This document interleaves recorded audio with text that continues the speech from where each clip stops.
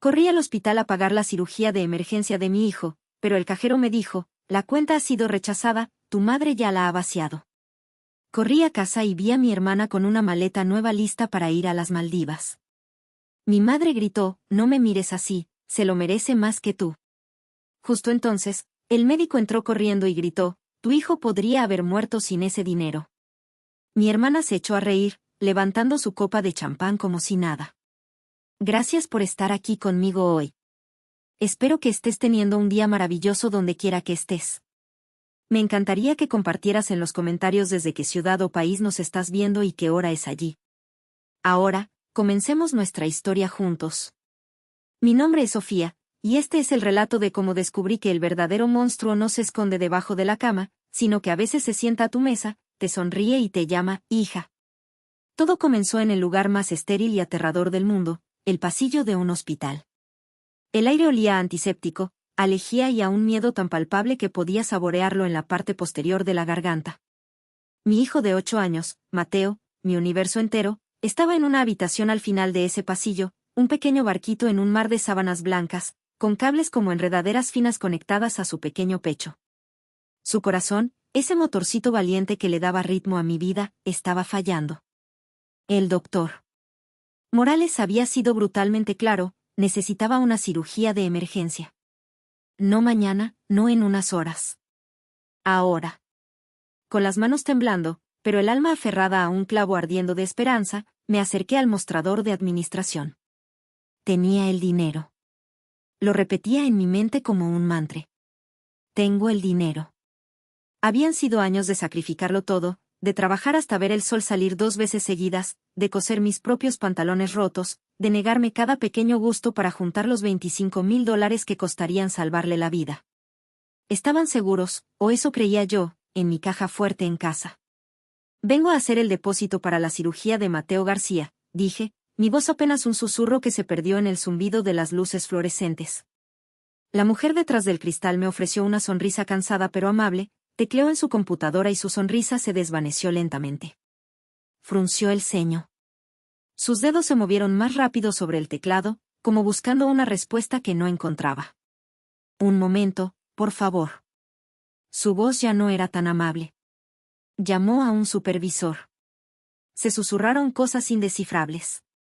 El pánico, esa bestia helada que había mantenido a raya, comenzó a trepar por mi columna vertebral, clavar sus garras en mi nuca. Señora García, dijo finalmente la mujer, evitando mi mirada. Lo siento muchísimo. Intentamos procesar el pago desde su cuenta, pero ha sido rechazada. No hay fondos. ¿Qué? No, no puede ser, balbuceé, aferrándome al mostrador para no caer. Debe haber un error. Revíselo otra vez.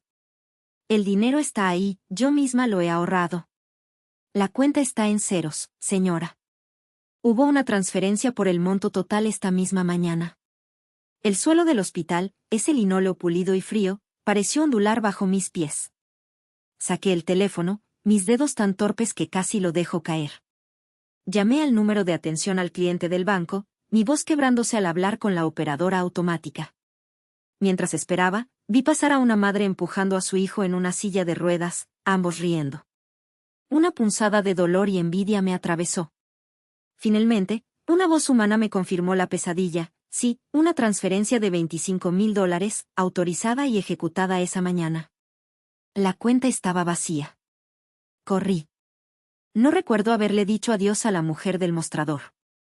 Corrí por el pasillo, un túnel blanco que se alargaba hasta el infinito. Corrí pasando junto a médicos y enfermeras, ignorando sus miradas de extrañeza. En el coche, la ciudad se convirtió en una mancha de colores sin sentido. Un recuerdo fugaz me asaltó, Mateo, hace un año, riendo en el asiento trasero después de que le comprara un helado, su carita manchada de chocolate. Ese recuerdo, que antes era dulce, ahora me quemaba como ácido. Entré a mi casa de un portazo, con el corazón queriendo salirse del pecho. Y entonces la vi. La escena que se grabaría a fuego en mi memoria para siempre. Mi hermana menor, Camila, en medio de la sala, posando frente al espejo con un vestido de verano carísimo. A sus pies, una maleta nueva, de diseñador. Lista para un viaje. Mi madre, Isabel, la miraba con una sonrisa de absoluta adoración, sosteniendo 2 pasajes de avión. El dinero, fue lo único que pude articular, sin aliento, mi voz un graznido. ¿Dónde está el dinero de Mateo? Mi madre se giró, y su sonrisa se convirtió en una línea dura y fría. No me mires así, me espetó. Ella se lo merece más que tú. Merece ser feliz. Justo en ese instante, la puerta se abrió de golpe. Era el doctor Morales, con el rostro pálido y desencajado por la preocupación. Había venido a buscarme. Señora, el tiempo se agota, gritó, su voz profesional rota por la urgencia. Su hijo podría haber muerto sin ese dinero. Y entonces, sucedió lo impensable. Mi hermana Camila soltó una risita. Una risa suave y cantarina. Levantó una copa de champán que yo no había notado que sostenía y brindó al aire. ¡Ay, qué exagerados son todos!, dijo, con una sonrisa burlona. Salud. En ese momento, mientras mi hijo luchaba por su vida, mi mundo no se hizo añicos. Simplemente, fue aniquilado. Para entender cómo una madre y una hermana pueden brindar por la posible muerte de su propio nieto y sobrino, hay que comprender que la crueldad rara vez nace de un solo acto. Es un veneno que se cultiva lentamente, día a día, en el jardín de la indiferencia y el favoritismo. Y en mi casa, mi madre, Isabel, era la jardinera experta. Desde que tengo memoria, mi hermana Camila era el sol alrededor del cual giraba el universo de mi madre. Yo era la luna, funcional, predecible, presente, pero carente del brillo que la deslumbraba. Cuando éramos niñas, si ambas queríamos el mismo juguete, el juguete era para Camila. Mi madre me explicaba con una lógica retorcida: tú eres más fuerte, Sofía. Tú puedes soportar la decepción. Tu hermana es más sensible. Esa sensibilidad fue la excusa para toda una vida de privilegios. Cuando Javier, mi novio de la preparatoria, me dejó embarazada de Mateo, la decepción de mi madre fue un manto helado que nunca se levantó. Yo era la mancha en su historial de respetabilidad. El hecho de que me partiera el lomo trabajando y estudiando al mismo tiempo para sacar adelante a mi hijo no era motivo de orgullo para ella. Era mi deber, mi castigo. Un recuerdo en particular lo define todo. Fue el 4º cumpleaños de Mateo. Yo había ahorrado durante meses para organizarle una pequeña fiesta en el jardín. Compré globos, una piñata de su dinosaurio favorito y horneé un pastel con mis propias manos. Invité a algunos de sus amiguitos del kinder. Mi madre y Camila salieron al jardín, miraron la escena con desdén y se quedaron 5 minutos. «Qué rústico todo, Sofía», comentó mi madre, tocando un globo como si temiera contagiarse de algo. «Sí», añadió Camila, mirando su teléfono. «La piñata parece un poco deforme, ¿no? En fin, nosotras vamos de compras. Hay unas rebajas en el centro comercial que no nos podemos perder». Y se fueron. Se fueron de la fiesta de cumpleaños de su nieto y sobrino de 4 años para ir a comprar ropa. Recuerdo a Mateo preguntándome, con su vocecita inocente: «Mami, ¿la abuela y la tía no me quieren?». Tuve que tragarme las lágrimas y decirle que sí lo querían, pero que estaban muy ocupadas. Esa fue la primera de miles de mentiras que tuve que inventar para protegerlo de una verdad que ni yo misma podía soportar. Con el diagnóstico de Mateo, la brecha entre nuestros mundos se convirtió en un abismo. Mi vida se volvió un ciclo de trabajo, hospitales y noches en vela. La de ellas, un desfile de branches, selfies y quejas sobre problemas triviales. Mientras yo negociaba con las aseguradoras, Camila se quejaba porque el nuevo iPhone no tenía el color exacto que ella quería. Mientras yo aprendía a leer electrocardiogramas, mi madre se preocupaba por qué vestido usar para la gala benéfica de alguna amiga suya. Una vez, caí enferma con una gripe terrible. Tenía fiebre alta y apenas podía levantarme de la cama. Le pedí a mi madre si podía preparar algo de comer para Mateo. Su respuesta fue un suspiro de fastidio.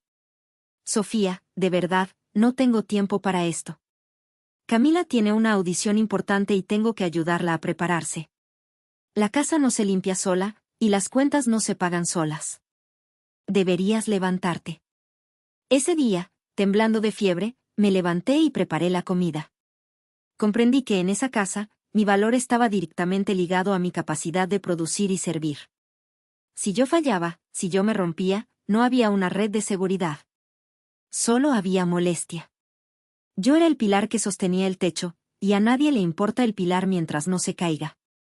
El amor, el cuidado, la preocupación, esos eran lujos reservados para la princesa de la casa, mi hermana Camila.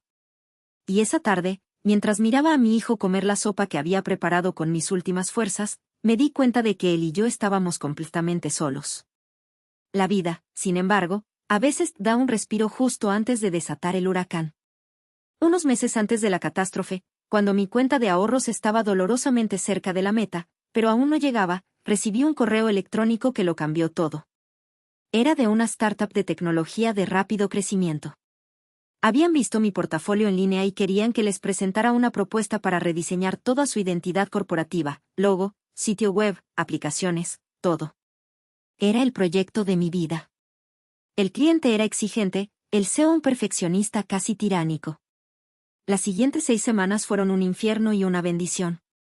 Mi día comenzaba a las 5 de la mañana, antes de que Mateo despertara, y terminaba a las 3 de la madrugada, cuando mis ojos ya no podían enfocar la pantalla. Vivía a base de café negro, ojeras y la adrenalina del desafío. Mi madre y Camila apenas notaron mi ausencia, para ellas, yo siempre estaba trabajando. Recuerdo la noche de la presentación final. Era una videoconferencia con toda la junta directiva. Tenía el estómago hecho un nudo. Expuse mi concepto, mi visión, cada detalle del nuevo lenguaje visual que había creado para ellos. Cuando terminé, hubo un silencio que me pareció eterno. El CEO, un hombre de rostro severo, me miró fijamente a través de la pantalla. Señorita García, dijo, y mi corazón se detuvo. Es absolutamente brillante. Ha capturado la esencia de lo que queremos ser. Está contratada. Cuando la llamada terminó, me quedé mirando la pantalla en negro, y por primera vez en años, lloré. Pero no eran lágrimas de tristeza ni de agotamiento. Eran lágrimas de puro y absoluto triunfo. Lo había logrado. Sola. El pago fue sustancioso, más de lo que necesitaba para completar la meta. Cuando vi la transferencia en mi cuenta, sentí una ligereza que casi me hizo flotar. Corrí al banco, hice el depósito final en la cuenta de ahorros de Mateo y guardé el comprobante en la caja fuerte como si fuera una reliquia sagrada. $25,000. La red de seguridad estaba tejida. Mi hijo estaba a salvo. Pero la paz en esa casa era un equilibrio precario, y mi hermana Camila era una experta en hacerlo saltar por los aires. Unas semanas después, su gran oportunidad, como influencer se fue a pique. Una marca de trajes de baño la había contratado para una campaña en Instagram. Era un trabajo sencillo, posar en la playa, sonreír, poner un par de hashtags. Pero Camila, en su infinita arrogancia, llegó 2 horas tarde a la sesión, trató al equipo de fotografía como si fueran sus sirvientes y se quejó de que la arena le ensuciaba los pies. La despidieron en el acto. Su regreso a casa fue como la llegada de un tornado. Azotó la puerta de su habitación y comenzó el estruendo, cosas rompiéndose, gritos ahogados. Mi madre corrió escaleras arriba, suplicando. Mi reina, mi vida, ábreme. Cuando finalmente salió, horas después, parecía una actriz de drama. Mi carrera está acabada, anunció con voz temblorosa en la cena. La energía negativa de esta ciudad ha saboteado mi potencial. Necesito una purificación. Un viaje a un lugar donde las vibraciones sean puras. Necesito ir a las Maldivas. La absurda grandilocuencia de su declaración era casi cómica, pero mi madre se la tomó con una seriedad mortal. Mi amor, claro que sí. Iremos a las Maldivas. Encontraremos la forma, le aseguró, mientras Camila sonreía débilmente, como una mártir que acaba de recibir una visión divina. Yo las miraba desde el otro lado de la mesa, y el hielo volvió a instalarse en mi estómago. No sabía cómo, pero sabía que la forma que mi madre encontraría para financiar esa purificación espiritual de pacotilla tendría mi nombre y el de mi hijo escritos por todas partes. La calma que tanto me había costado ganar se había hecho añicos. El segundero de la bomba de tiempo había comenzado su cuenta atrás. La transformación de mi madre en los días siguientes fue tan sutil como aterradora. La Isabel fría y crítica desapareció, y en su lugar apareció una versión dulce y preocupada que yo no conocía. Empezó a dejarme una taza de té en mi escritorio por las noches, para que no te desveles tanto, mijita. Me preguntaba por los dibujos de Mateo, elogiando su talento artístico. Era una campaña de seducción, una telaraña tejida con hilos de falsa amabilidad, y yo era la mosca que sentía el peligro, pero no sabía de dónde vendría el ataque. La primera tentativa fue casual. Oye, Sofía, me dijo un día mientras yo pagaba el recibo del gas por internet. Con lo olvidadiza que soy, siempre me preocupa que se me pierdan los papeles importantes. ¿Tú dónde guardas los documentos de Mateo, los del hospital y todo eso? En mi caja fuerte, mamá, respondí, cautelosa. Ah, claro, qué inteligente, dijo, y dejó el tema. Pero la semilla estaba plantada. Unos días después, volvió a la carga. Esta vez, con una historia elaborada. Anoche tuve una pesadilla horrible, comenzó, su voz temblorosa. Soñé que te caías por las escaleras y yo no sabía cómo ayudar a Mateo. No sabía dónde estaban sus informes, a qué doctor llamar, fue espantoso. Me tomó la mano, sus ojos llenos de lágrimas de cocodrilo. Sofía, por favor. Solo por si acaso. Por la seguridad de mi nieto. Deberías saber la combinación de tu caja fuerte. Si a ti te pasara algo, yo tendría que poder actuar rápido. Mi instinto gritaba, arañaba las paredes de mi cráneo. No lo hagas. Es una mentira. Pero me estaba usando, con una habilidad quirúrgica, mi único punto débil, el amor por mi hijo. Me pintó un escenario en el que mi terquedad podía perjudicar a Mateo. Me hizo sentir egoísta por mi desconfianza. Y yo, que había pasado toda mi vida intentando, inútilmente, ganarme su aprobación, dudé. Esa noche, no pude dormir. La encrucijada me torturaba. A la mañana siguiente, llamé a Elena. Le conté la pesadilla de mi madre, la petición. La respuesta de Elena fue un bufido de desdén al otro lado de la línea. Sofía, por el amor de Dios, ¿de verdad te lo estás pensando?, dijo, su voz sin rodeos como siempre. Tu madre no ha mostrado una preocupación genuina por Mateo en 8 años, y ahora le entra un ataque de abuela responsable, es una trampa tan obvia que tiene luces de neón. Pero, ¿y si tiene razón, Elena, y si me pasa algo? Si te pasa algo, yo tengo una copia de tus llaves y sé dónde guardas todo, porque tú y yo hicimos un plan de emergencia hace años. Tu madre es la emergencia. Escúchame bien. No le des el código. Y haz lo que te dije hace tiempo, pon una cámara. Una de esas para vigilar bebés. Cuestan nada y te pueden salvar. Ponla en esa estantería que tienes frente al closet. Si me equivoco, nos reiremos de tu paranoia. Pero si tengo razón. No terminó la frase. No hacía falta. El consejo de Elena fue el ancla que necesitaba. Esa misma tarde, compré la cámara. Era diminuta, fácil de ocultar entre un par de libros viejos.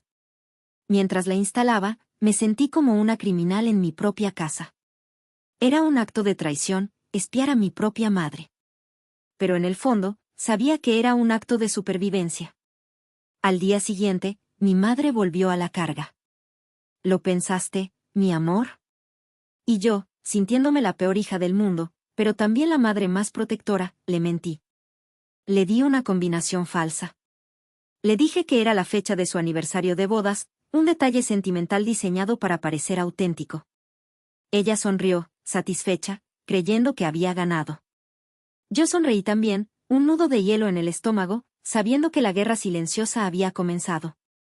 La cámara, mi único aliado, vigilaría en la oscuridad.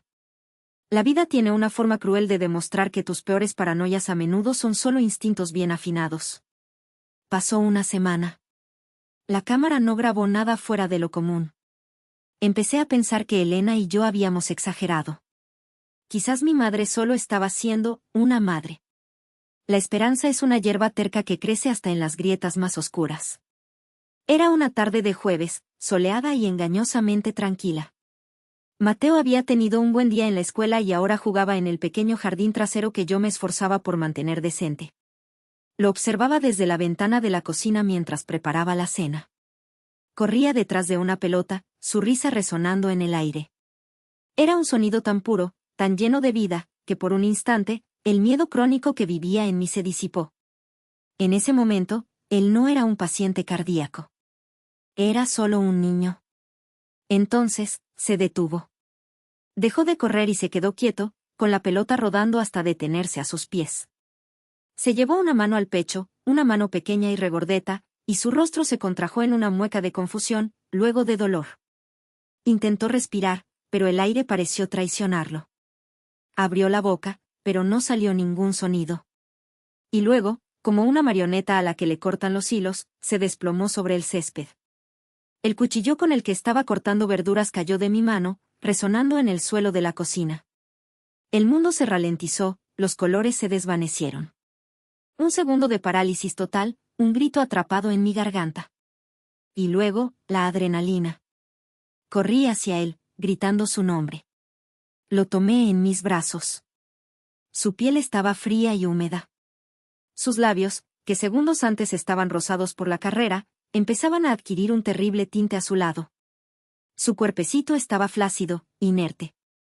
«Mamá, Camila, ayuda», grité hacia la casa, mi voz rota por el pánico. Llamé a la ambulancia, mis dedos temblorosos apenas lograban marcar los números.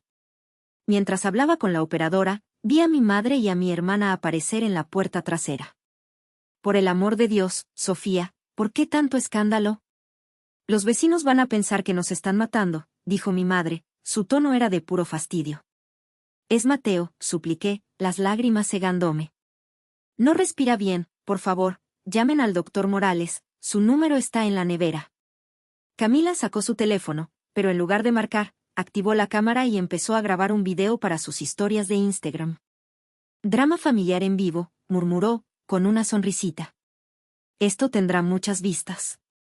La sirena de la ambulancia fue el sonido más celestial que había escuchado. Los paramédicos fueron mi salvación. Actuaron con una calma y una eficiencia que me devolvieron al mundo real. Estabilizaron a Mateo, le pusieron una mascarilla de oxígeno y lo subieron a la camilla en un torbellino de movimientos coordinados. «Puede venir con nosotros en la parte de atrás, señora», me dijo uno de ellos. Mientras subía a la ambulancia, mi última visión fue la de mi madre y mi hermana, de pie en el porche, observando la escena con una curiosidad distante. No había lágrimas en sus ojos. No había angustia en sus rostros. Solo una leve impaciencia, como si nuestro drama personal estuviera arruinando la perfecta tarde de jueves. En el hospital, el doctor Morales nos esperaba en la entrada de urgencias. Su rostro era una máscara de profesionalismo, pero pude ver la preocupación en sus ojos. Después de una hora que se sintió como un siglo, llena de pruebas y monitores que pitaban ominosamente, nos llevó a su oficina. «Sofía», dijo, sentándose frente a mí. Su voz era grave. «La válvula aórtica ha sufrido un colapso. Su corazón no está bombeando suficiente sangre. No podemos esperar más.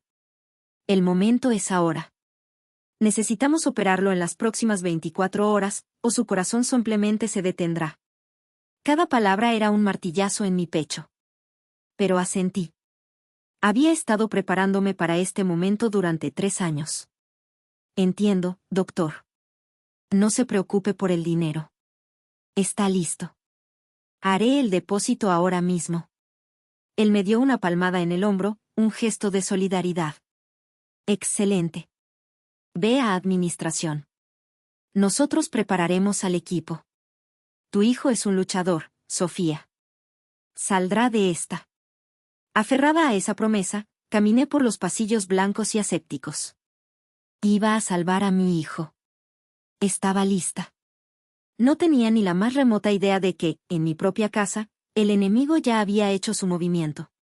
Mientras yo contaba los minutos en la sala de espera de un hospital, con el olor a miedo y desinfectante llenando mis pulmones, en mi casa, la cámara de seguridad se convertía en el único testigo de un crimen silencioso y metódico. Un crimen perpetrado no por extraños en la noche, sino por mi propia sangre a plena luz del día. La grabación es escalofriante por su normalidad. Comienza 1 hora después de que la ambulancia se llevara a Mateo. La puerta de mi habitación se abre y entra mi madre, Isabel. No hay rastro de pánico en su rostro. Se mueve con la calma de quien va a buscar un libro. Va directamente a mi closet, abre la puerta y se detiene frente a la caja fuerte.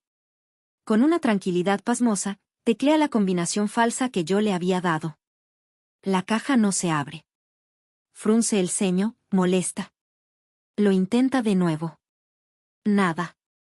Entonces, saca de su bolsillo una horquilla para el pelo y un pequeño alambre. Durante los siguientes 10 minutos, la cámara graba sus intentos torpes pero persistentes de forzar la cerradura. No es una ladrona profesional, pero sí una mujer con una determinación inquebrantable. Finalmente, con un clic metálico que resuena en el silencio, la pequeña puerta cede.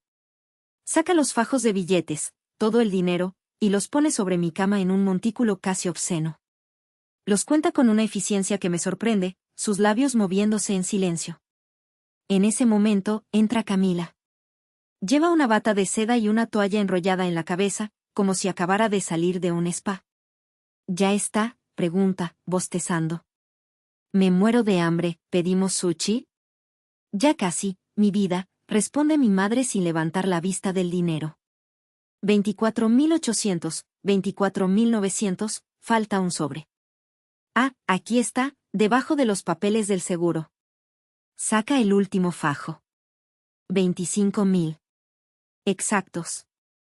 Camila se sienta en el borde de mi cama, peligrosamente cerca de la montaña de dinero que representa la única oportunidad de su sobrino. Saca su teléfono. Perfecto. Voy a reservar el paquete a las Maldivas ahora mismo.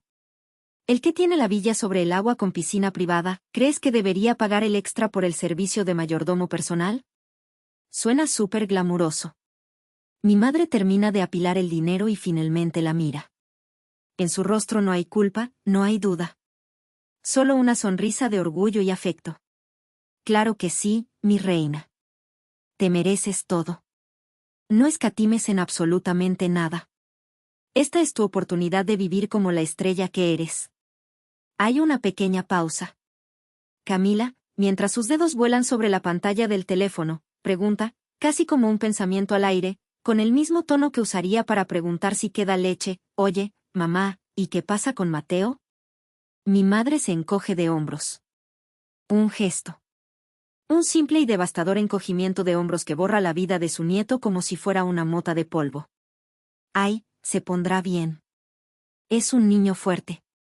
Siempre se recupera. Además, Sofía resolverá algo. Siempre lo hace. Es su especialidad, resolver problemas.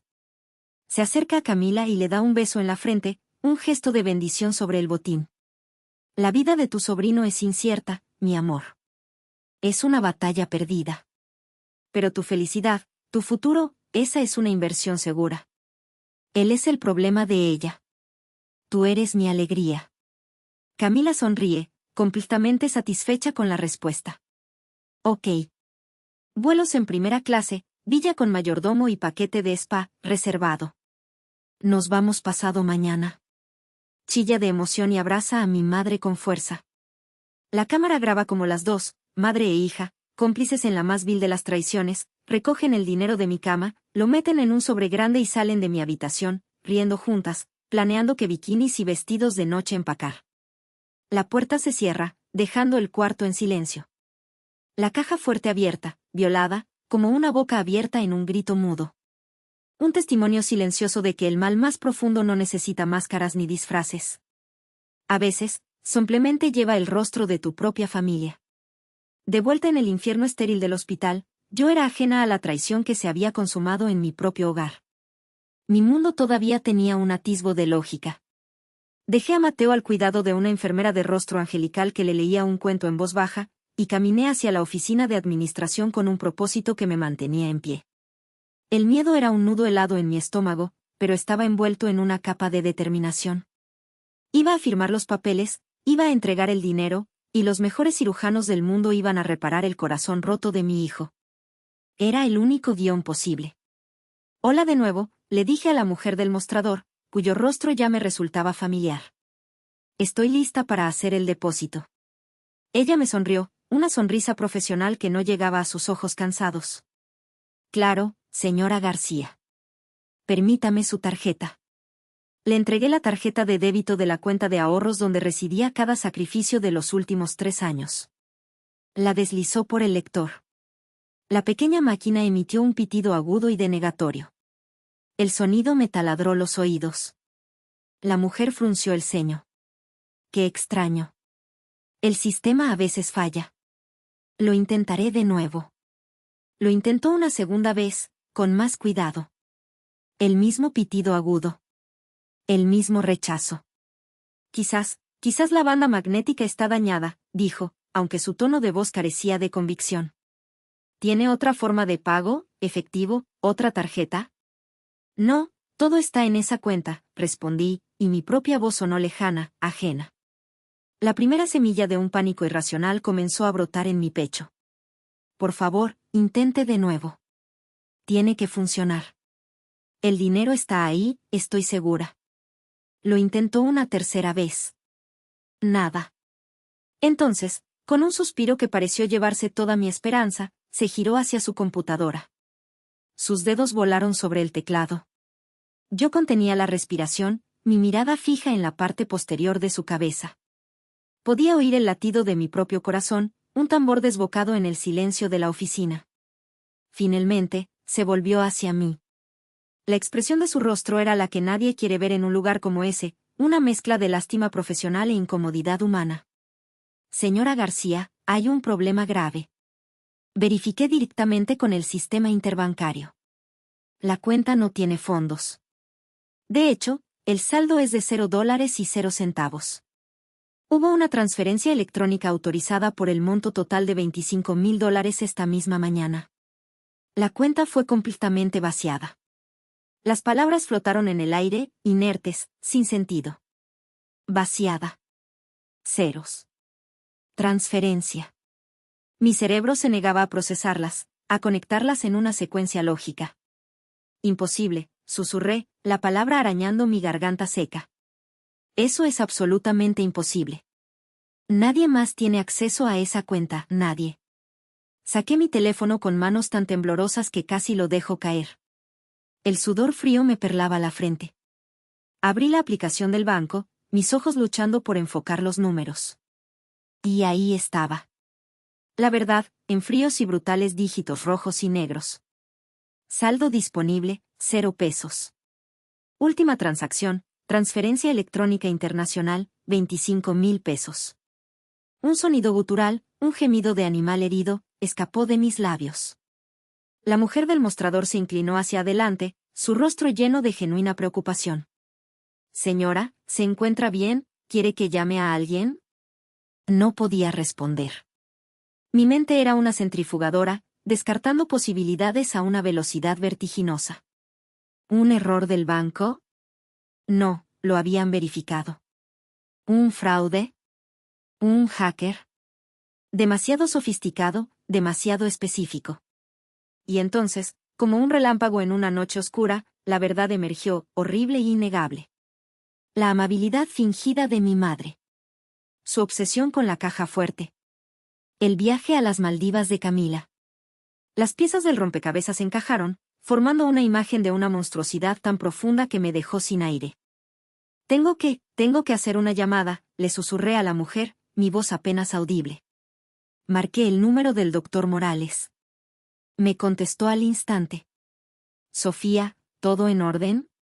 Ya estamos listos para llevar a Mateo al quirófano. Doctor, empecé, pero mi voz se quebró en un sollozo. Hay un problema. Un problema terrible con el dinero. No está.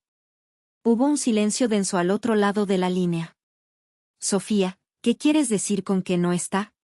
No tenemos tiempo para juegos. No es un juego, sollocé. Alguien lo tomó. Lo robaron. Tengo que ir a casa. Lo resolveré. Por favor, deme una hora. Solo una hora. No tenemos una hora, dijo, su voz tensa, afilada. Tenemos minutos. Haz lo que tengas que hacer. Pero hazlo rápido, Sofía. Por el amor de Dios, hazlo rápido. Colgué. Salí corriendo de la oficina, dejando a la empleada con la palabra en la boca. Corrí por el pasillo, un túnel blanco que se cerraba inexorablemente sobre mí.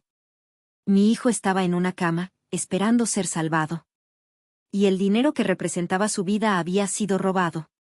Y yo sabía, con una certeza que me helaba los huesos y me quemaba las entrañas, a dónde tenía que ir. No corría hacia una solución. Corría hacia el epicentro del infierno. El trayecto a casa fue una pesadilla de 10 minutos que se sintieron como 10 años. La ciudad se convirtió en una mancha borrosa de semáforos ignorados y bocinazos furiosos que apenas registraba. Mi mente era un tribunal, y yo era la fiscal, la jueza y la acusada. No puede ser. No puede ser tan cruel. Me equivoqué. Hay otra explicación. Pero cada argumento de la esperanza era aplastado por la imagen de la sonrisa calculadora de mi madre pidiéndome la combinación de la caja fuerte. Cuando llegué a la puerta de mi casa, la encontré entreabierta. Una música pop, alegre y banal, salía desde dentro, una banda sonora grotescamente inapropiada para la tragedia que se estaba desarrollando. Entré de un portazo, y el sonido retumbó en la casa. La música se detuvo. Y la escena que me recibió fue tan surrealista, tan monstruosa en su normalidad, que por un segundo pensé que había entrado en la casa equivocada, en la vida equivocada. Mi hermana Camila estaba en el centro de la sala, girando sobre sí misma frente al espejo de cuerpo entero, admirando cómo un vestido de verano nuevo, de seda vaporosa, se movía a su alrededor. A sus pies, una maleta de cuero rosa, de una marca que costaba más que la hipoteca de un mes, estaba abierta, medio llena de ropa nueva con las etiquetas aún colgando.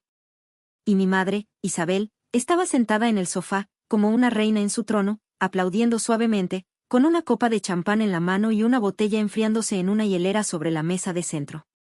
Celebraban. Estaban celebrando. Me vieron, y la atmósfera festiva se pinchó como un globo. La sonrisa de Camila vaciló y se convirtió en una mueca de fastidio. Mi madre bajó la copa, su expresión endureciéndose al ver mi rostro desencajado. ¿Tú qué haces aquí?, preguntó, su tono no de sorpresa, sino de reproche.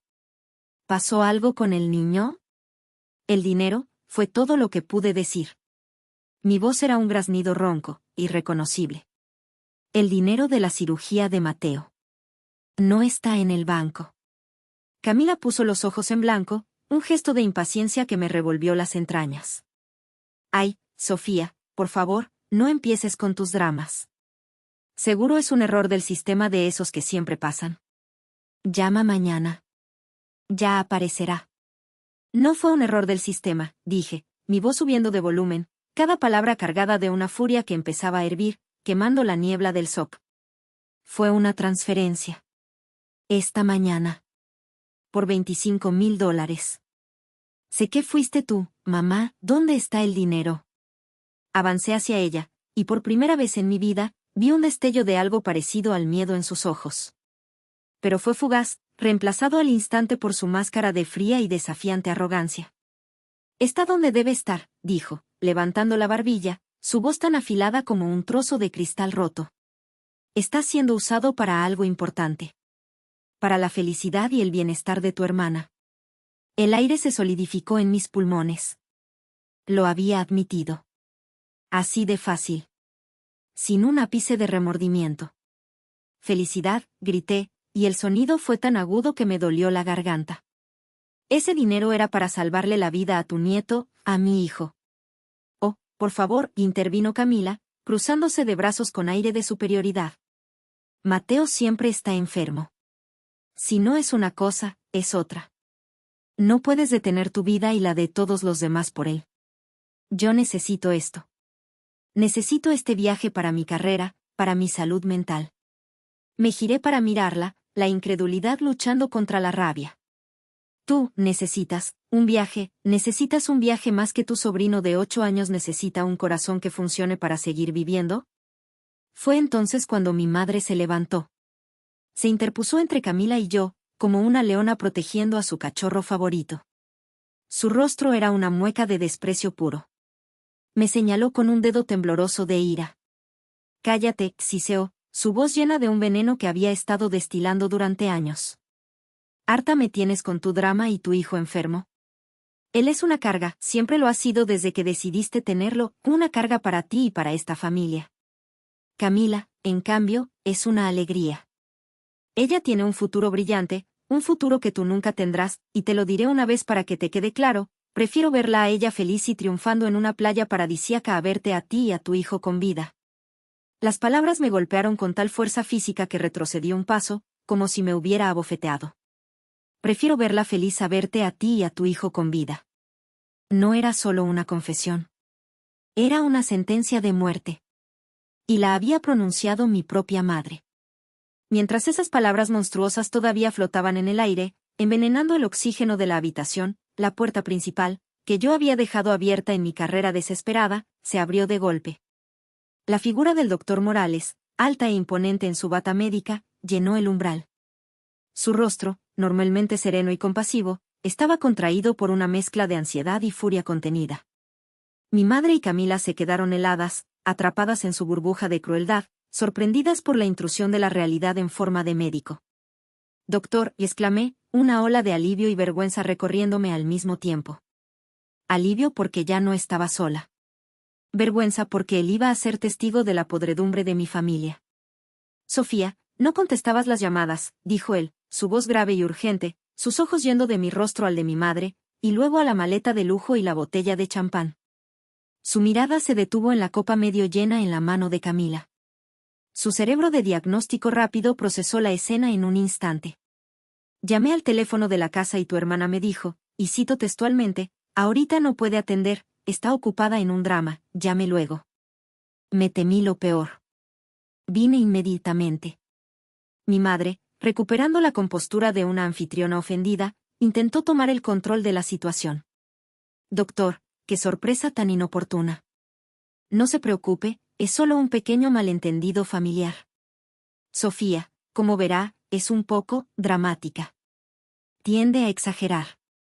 El doctor Morales la ignoró tan completamente que fue como si no hubiera hablado.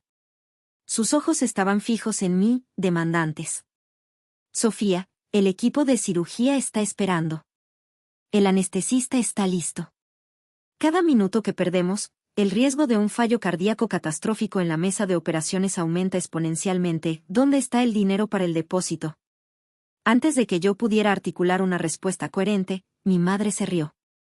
Una risa seca, condescendiente, que pretendía sonar sofisticada. «Doctor, con todo el debido respeto, usted es un médico, no el gerente de nuestro banco. El dinero de esta familia está donde tiene que estar. Si mi hija fuera una persona más previsora, tendría un seguro médico decente que cubriera estas eventualidades». La paciencia del doctor, ya al límite, se rompió en 1000 pedazos. Dio un paso adelante, su voz normalmente calmada resonando con una autoridad y una furia que hizo que mi madre retrocediera físicamente. «Señora, lo que han hecho no solo es inmoral, es un acto criminal, que he escuchado perfectamente su última frase al entrar. ¿Cómo se atreve a hablar de seguros cuando ha robado el dinero que era la única oportunidad de vida de su nieto? Ese niño pudo haber muerto en la mesa de operaciones por su culpa, por su egoísmo». El grito del doctor llenó la habitación, cargado de la frustración de un hombre que lucha contra la muerte todos los días y que acababa de encontrarse cara a cara con gente que la invitaba a pasar. La verdad, dicha en voz alta por una autoridad incuestionable, pareció finalmente perforar la burbuja de arrogancia de mi madre. Su rostro se puso pálido como la cera. Pero lo que sucedió a continuación fue lo que demostró que mi hermana no solo era egoísta o malcriada, sino que estaba fundamentalmente rota por dentro. Camila, que había estado observando todo como si fuera una telenovela particularmente interesante, soltó una risita. Una risa cristalina, completamente disonante con el horror del momento. «Ay, qué exagerados son todos», dijo, con una sonrisa burlona. Miró al doctor, luego a mí. Hizo un gesto de brindis con su copa de champán. «Salud». El doctor Morales la miró fijamente, con una mezcla de horror clínico y asco personal. Era como un biólogo observando una especie nueva y venenosa. El silencio que siguió fue absoluto, roto solo por el sonido de mi propia respiración entrecortada. El doctor se giró hacia mí, ignorando a las dos mujeres como si fueran simples muebles. Puso sus manos sobre mis hombros, su mirada intensa y llena de una compasión que me ancló a la realidad. «Escúchame, Sofía», dijo, su voz firme y llena de una nueva y feroz determinación. «Olvídalas. No existen. Son irrelevantes. Vuelve al hospital ahora mismo. Hablaré con la junta directiva, con el director del hospital, con quien sea necesario. Pondré mi propia carrera y mi licencia en juego si es necesario. Pero te hago un juramento, aquí y ahora, tu hijo va a vivir. Yo me encargo. El juramento del doctor Morales fue como un rayo de luz en mi oscuridad. Sus palabras, su convicción, actuaron como un desfibrilador para mi alma paralizada. Mientras él hablaba, algo dentro de mí cambió de forma irreversible. La víctima temblorosa que había entrado en esa casa, la hija que siempre había buscado una aprobación que nunca llegaría, murió en ese instante. Y en su lugar nació una furia. Una furia fría, tranquila y afilada como el bisturí de un cirujano. La tristeza y la desesperación se evaporaron, reemplazadas por una claridad absoluta. Ya no había nada que salvar, nada que negociar. Solo quedaba la justicia. Gracias, doctor, dije, y mi propia voz me sorprendió por su firmeza. Vaya usted al hospital. Estaré allí en cuanto pueda. Tengo que hacer algo primero. Algo importante. Él asintió, sus ojos mostrando una comprensión total. Me dio una última palmada en el hombro y salió de la casa, dejándome en el campo de batalla. El vacío que dejó fue llenado por una tensión eléctrica. Mi madre y Camila me miraban, ahora con una pizca de incertidumbre en sus rostros. La intervención del médico había cambiado las reglas del juego. Ya no era solo un drama familiar. Había un testigo. Saqué mi teléfono del bolsillo. Mi mano ya no temblaba. Se movía con una precisión metódica. ¿Qué crees que estás haciendo?, preguntó mi madre, su voz un siseo nervioso, intentando recuperar el control. Lo que debía haber hecho hace años, respondí sin mirarla, mis ojos fijos en la pantalla del teléfono. Marqué 3 números que nunca pensé que tendría que marcar por una razón como esta. 911. Servicios de emergencia, ¿cuál es su urgencia? La voz de la operadora sonaba tranquila, lejana. Quiero denunciar un robo, dije, mi voz clara y fuerte, resonando en la sala silenciosa. Acaban de robar $25,000 de mi caja fuerte. El dinero estaba destinado a la cirugía cardíaca de emergencia de mi hijo de 8 años. Las ladronas están aquí conmigo, en mi casa. Son mi madre, Isabel García, y mi hermana, Camila García. El rostro de mi madre pasó del blanco al rojo en un segundo. ¿Estás loca? ¿Has perdido la cabeza? Cuelga ese teléfono ahora mismo, Sofía. Intentó abalanzarse sobre mí para quitarme el teléfono, pero yo retrocedí, protegiéndolo con mi cuerpo. No te me acerques. He terminado de dejar que me toques. Camila, por primera vez, parecía genuinamente asustada. El color había desaparecido de su rostro. Sofía, vas a arruinarlo todo, mi viaje, mi reputación, mis seguidores. Tu reputación, me reí, un sonido amargo y sin una pizca de alegría. Acabas de brindar por la posible muerte de tu sobrino de 8 años frente a su médico. Créeme, tu reputación es lo último que debería preocuparte ahora mismo. Le di la dirección a la operadora, deletreando el nombre de la calle con una calma que no sentía. Mientras esperábamos la llegada inevitable de la policía, un silencio tenso, cargado de odio, se apoderó de la casa. Ellas se susurraban cosas frenéticamente en una esquina, lanzándome miradas que podrían haber incendiado la habitación. Ya no eran mi familia. Eran mis enemigas, acorraladas. En ese momento de extraña calma antes de la tormenta, hice una segunda llamada. A Javier, el padre de Mateo. Hacía meses que no hablábamos más allá de lo estrictamente necesario para coordinar una visita. Contestó al segundo tono, su voz sonando profesional y distante. Javier, soy Sofía. Tienes que venir. Ahora. Le conté todo. Sin adornos, sin histeria. Le expuse los hechos con la precisión de un informe policial. El robo, las palabras exactas de mi madre, el brindis de Camila. Al otro lado de la línea, hubo un silencio tan profundo y cargado que pensé que se había cortado la llamada. Cuando finalmente habló, su voz era irreconocible. El abogado distante había desaparecido, y en su lugar había un padre cuya cría había sido amenazada. Era un gruñido bajo y peligroso. Soy abogado, Sofía. No sé si lo recuerdas. Un buen abogado. Voy a tomar el primer vuelo. Cuando aterrice, voy a destruir a esas 2 mujeres. Legalmente. Las voy a despojar de todo lo que tienen y de todo lo que creen ser. No tendrán dónde esconderse. Tú solo mantente fuerte por Mateo. Yo me encargo de la basura. Colgué justo cuando las luces azules y rojas de una patrulla comenzaron a bailar en las ventanas de la sala. Dos oficiales de policía, un hombre y una mujer, entraron, sus rostros serios y expectantes. Y entonces, mi madre, en una transformación final y grotesca, se convirtió en la víctima. Se echó a llorar, unas lágrimas de cocodrilo perfectas rodando por sus mejillas. Oficiales, gracias a Dios que llegaron, sollozó, aferrándose al brazo del oficial más cercano. Tienen que ayudarme, mi hija, Sofía, es muy inestable. Tiene problemas mentales, la presión la ha superado. Se gastó el dinero de su hijo, quién sabe en qué, y ahora, en su delirio, nos culpa a nosotras, mírenla, necesita ayuda psiquiátrica. Camila se unió al coro, asintiendo con lágrimas de verdad en los ojos, lágrimas de miedo por sí misma. Es verdad. Estamos tan preocupadas por ella. Y por mi pobre sobrino. Por un momento, vi la duda en los ojos de los policías. Se miraron entre ellos, enfrentados a una madre desconsolada y a una hija visiblemente alterada. La trampa era perfecta. Y en ese momento, supe que era mi turno de jugar mi última y devastadora carta. Nos llevaron a las 3 a la comisaría. El viaje en la parte trasera de la patrulla fue silencioso, un microcosmos de nuestra relación rota. Yo miraba por la ventana, viendo pasar la ciudad como si fuera una extraña. Ellas dos se sentaban en el otro extremo, lanzándome miradas que mezclaban el odio con un miedo creciente. En la estación, nos pusieron en salas de interrogatorio separadas.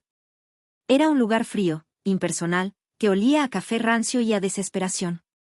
A través del cristal de mi sala, podía ver a mi madre y a Camila hablando con un detective de rostro cansado. Estaban en plena actuación. Isabel lloraba, se llevaba las manos al pecho, gesticulaba, pintando el retrato de una matrona virtuosa devastada por la locura de su hija. Camila, con su cara de ángel caído, asentía a todo, añadiendo detalles sobre mi supuesto comportamiento errático de las últimas semanas, mis noches sin dormir, mi obsesión con el dinero. Eran buenas. Terriblemente buenas. Juntas, tejían una red de mentiras tan convincente que por un instante, hasta yo misma dudé de mi propia cordura. Cuando el detective entró en mi sala, su rostro era una máscara de escepticismo profesional. Se sentó pesadamente frente a mí, cruzó los brazos sobre su pecho y suspiró, como si hubiera visto esta misma película familiar cientos de veces. Señora García, comenzó, su tono era el de un hombre que preferiría estar en cualquier otro lugar. Tenemos una situación complicada aquí. Su madre y su hermana, ambas, afirman que usted tiene un historial de inestabilidad emocional debido al estrés por la enfermedad de su hijo. Dicen que el dinero desapareció, sí, pero que usted es la única responsable y que ahora está proyectando la culpa sobre ellas para evitar las consecuencias. Es una acusación muy seria de su parte, señora. Acusar a su propia madre de algo tan grave. Lo dejé hablar. Dejé que expusiera toda la narrativa que ellas habían construido. No lo interrumpí. Escuché con una calma que parecía desconcertarlo. Cuando terminó, la sala quedó en un silencio denso, roto solo por el zumbido de un ventilador en el techo. Detective, dije, mi voz tranquila, nivelada. Mi madre es una narcisista manipuladora y mi hermana es una sociópata en entrenamiento. Han abusado de mí emocional y financieramente durante toda mi vida. Y entiendo perfectamente por qué les cree. Sus lágrimas son más convincentes que mi verdad. La historia de una madre, preocupada, siempre vende más que la de una hija, histérica. Lo entiendo. Él me miró, esperando que me derrumbara, que gritara, que confirmara su teoría. No lo hice. Pero lo que ellas no saben, añadí, inclinándome ligeramente hacia adelante, mi mirada fija en la suya, es que estoy harta de ser la víctima.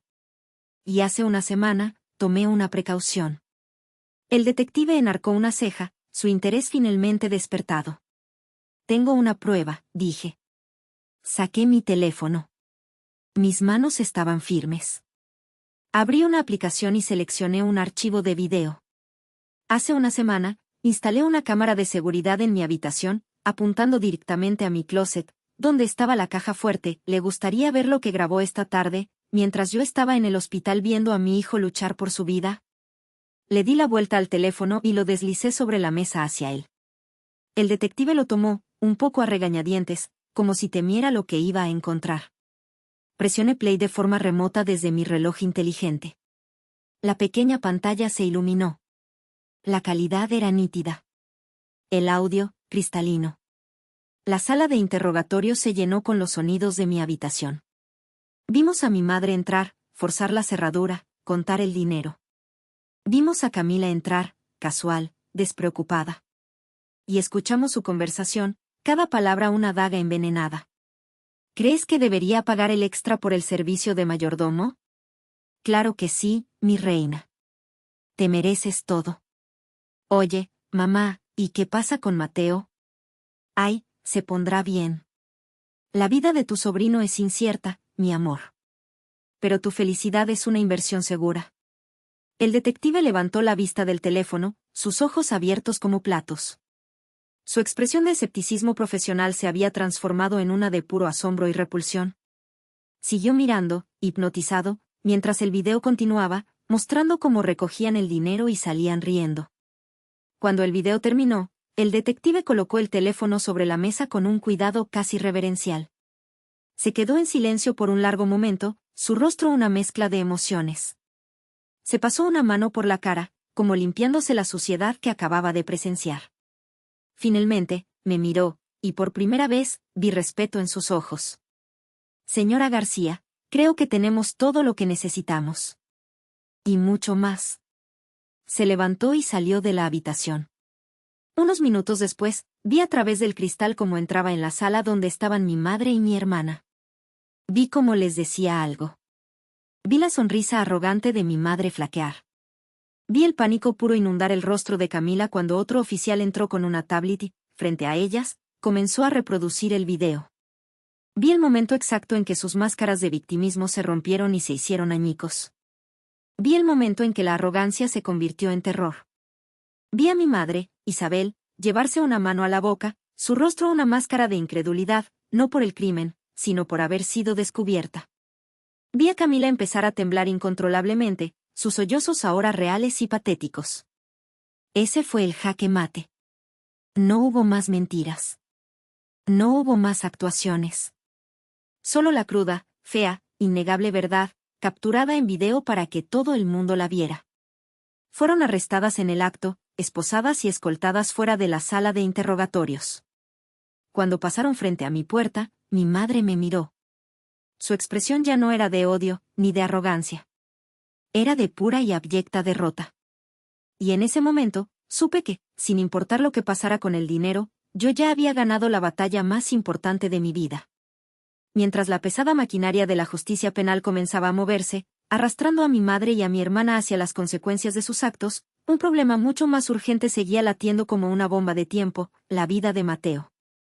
La promesa del doctor Morales de hablar con la junta directiva del hospital era mi única esperanza, pero los procedimientos burocráticos en una institución tan grande son lentos, y el corazón de mi hijo no entendía de plazos ni de comités.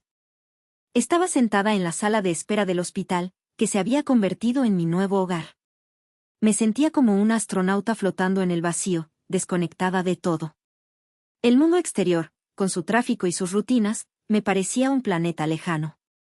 Mi única realidad era el pitido rítmico de los monitores que me llegaba desde la unidad de cuidados intensivos.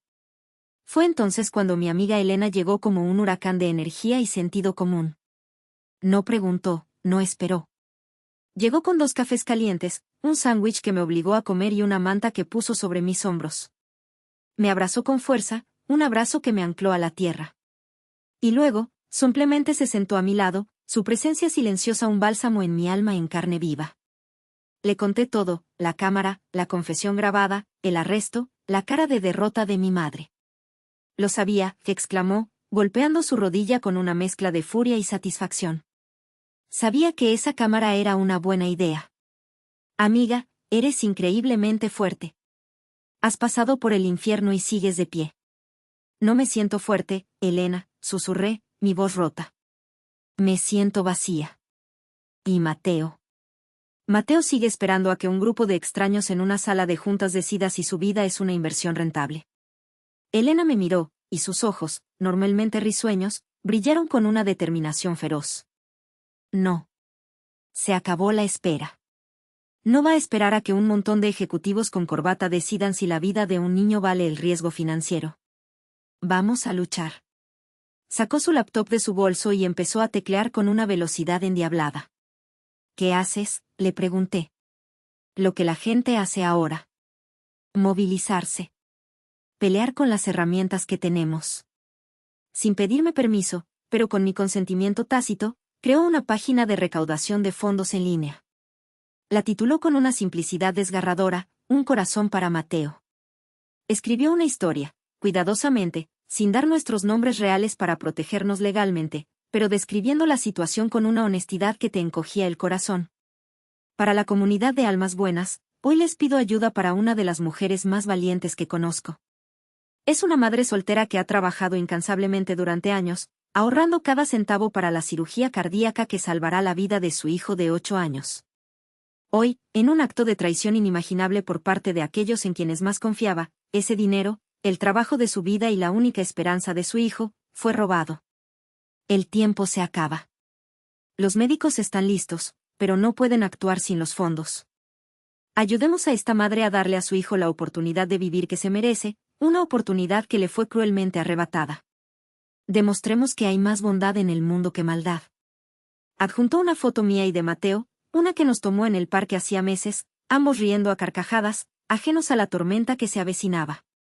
Elena, no puedo pedir caridad, susurré, una vieja ola de orgullo y vergüenza subiendo por mi garganta. No estás pidiendo caridad, Sofía, me corrigió, su voz firme como una roca. La caridad es dar lo que te sobra. Esto es solidaridad. Estás permitiendo que la humanidad haga su parte. Dejaste que el mal te golpeara hasta casi destruirte. Ahora deja que el bien te ayude a levantarte. Compartió el enlace en sus redes sociales, y luego, sucedió un milagro moderno. Primero, fueron nuestros amigos en común. Luego, los amigos de nuestros amigos. La historia, tan simple y tan trágica, tocó una fibra sensible en el corazón de la gente. Empezaron a compartirla masivamente.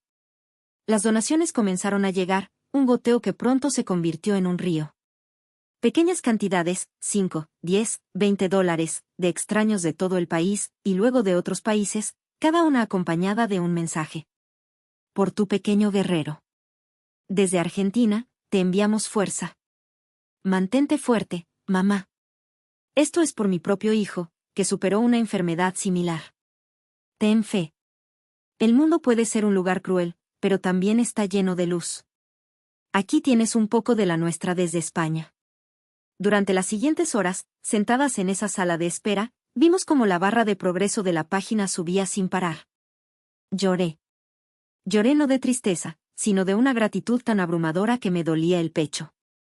Por cada acto de crueldad que había sufrido por parte de mi propia sangre, había cientos, miles de actos de bondad de completos desconocidos. Me estaban mostrando que no estaba sola. Que la comunidad, la verdadera familia que uno elige y que a veces te elige a ti, era real y poderosa. A la mañana siguiente, cuando el doctor Morales vino a buscarme con el rostro sombrío para decirme que la junta directiva todavía estaba deliberando, pude mirarlo a los ojos y sonreír por primera vez en días. Le mostré mi teléfono. La página de recaudación de fondos. La barra de progreso había superado la meta. Habíamos recaudado más de $30,000. El doctor se quedó mirando la pantalla, boquiabierto. Luego me miró a mí, y una enorme sonrisa de alivio y asombro iluminó su rostro cansado.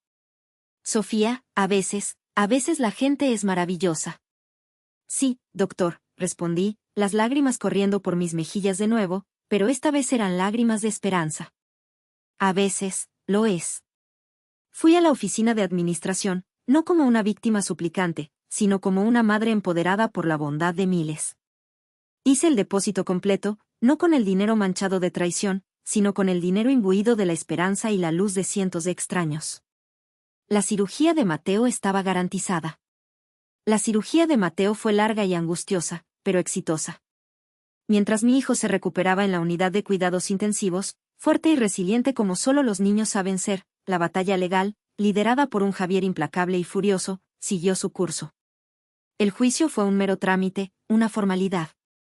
La prueba de video era tan devastadora, tan irrefutable, que la defensa apenas pudo balbucear algunos intentos patéticos de atenuar la culpa. El día de la sentencia, la sala del tribunal estaba en silencio. El juez, un hombre mayor de rostro severo, miró a mi madre y a mi hermana con un desprecio apenas disimulado. Rara vez, dijo, su voz resonando en la sala, he presenciado un acto de depravación moral tan calculado y egoísta. Robar no es solo tomar lo que no es tuyo. Es violar la confianza. Y en este caso, han violado el pacto más sagrado de todos, el de la familia. Han antepuesto un viaje de placer a la vida de un niño inocente. Su falta de remordimiento es escalofriante. Isabel, mi madre, fue sentenciada a 5 años de prisión por robo mayor en primer grado y puesta en peligro de la vida de un menor. Camila, como cómplice, recibió una sentencia de 1 año y 5 años de libertad condicional, además de la orden de pagar una restitución que yo sabía que nunca podría cubrir. Su sueño de ser una influencer glamurosa se convirtió en una pesadilla de infamia. Su nombre era sinónimo de crueldad en las redes sociales, un meme de la peor calaña. Pasaron 3 meses. Mateo ya estaba en casa, recuperándose maravillosamente, con una delgada cicatriz en el pecho que yo llamaba su cremallera de superhéroe. Javier y yo habíamos encontrado una nueva forma de ser padres, basada en el respeto mutuo y un amor compartido por nuestro hijo. Mi vida, por primera vez, estaba en calma. Pero faltaba una cosa. Un último capítulo que necesitaba escribir yo misma. Solicité una visita a la prisión de mujeres donde mi madre estaba recluida. Elena pensó que estaba loca. Javier me aconsejó no hacerlo. Pero yo necesitaba hacerlo. Necesitaba un cierre, pero en mis propios términos. La sala de visitas era un lugar deprimente, que olía a desinfectante y a tristeza. Cuando la vi aparecer detrás del cristal, vestida con el uniforme caqui de la prisión, me costó reconocerla. Parecía más vieja, más pequeña, despojada de sus ropas caras y su aire de superioridad. Su arrogancia se había desvanecido, reemplazada por una amargura que le marcaba las arrugas del rostro. Levantó el teléfono del auricular. Yo hice lo mismo. Viniste, dijo, su voz rasposa, sin la melodía manipuladora de antes. Vine, respondí, mi voz tranquila. Intentó su última jugada. Las lágrimas brotaron de sus ojos, lágrimas de autocompasión.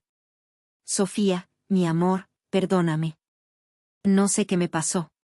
Estaba cegada, estaba estresada. Tú sabes cómo es Camila, siempre exigiendo, tienes que ayudarme a salir de aquí. Habla con los abogados, di que me perdonas, que fue un malentendido. La dejé hablar. Escuché la misma manipulación, las mismas excusas, la misma abdicación de su responsabilidad. Cuando terminó, hubo un largo silencio. No vine a perdonarte, mamá, dije, y cada palabra era una verdad que había tardado 34 años en poder pronunciar. El perdón es algo que quizás encuentre algún día, por mi propia paz mental, no por la tuya. Y ciertamente no vine a ayudarte a salir de aquí. Cosechas lo que siembras. Su rostro se contrajo en una mueca de ira. Entonces, ¿a qué viniste? ¿A regodearte? ¿A disfrutar viéndome así? No, respondí, y por primera vez en mi vida, sentí que la miraba no como una hija asustada que busca aprobación, sino como una mujer adulta que mira a otra. Vine a darte las gracias. Una expresión de total y absoluta confusión cruzó su rostro. Gracias por mostrarme de lo que estoy hecha. Gracias por llevarme a mi punto de quiebre, porque fue en ese abismo donde encontré mi verdadera fuerza. Gracias por obligarme a cortar el veneno de raíz, el veneno que tú y Camila inyectaron en mi vida durante décadas. Gracias a ti, mi hijo está vivo y a salvo, no por tu ayuda, sino a pesar de tu traición. Gracias a ti, he construido una nueva vida, una vida honesta, lejos de tu sombra tóxica. Gracias a ti, sé lo que es la verdadera familia, y no tiene nada que ver con la sangre que compartimos. Así que gracias, Isabel. Tú te quedarás aquí, encerrada en esta caja con tu amargura y tu egoísmo. Pero yo, por primera vez en mi vida, soy libre. Colgué el auricular suavemente, sin esperar su respuesta. No necesitaba escucharla. Me levanté de la silla y caminé hacia la salida sin mirar atrás. El sol de la tarde me dio en la cara cuando salí del edificio de la prisión, un sol cálido y brillante que se sentía como una bendición. Saqué mi teléfono y miré una foto que había tomado esa misma mañana, Mateo, con su cremallera de superhéroe asomando por el cuello de su camiseta, corriendo en el parque, con la boca abierta en una carcajada pura y perfecta. Mi hijo estaba vivo. Yo era libre. Y ese era el único final feliz que importaba.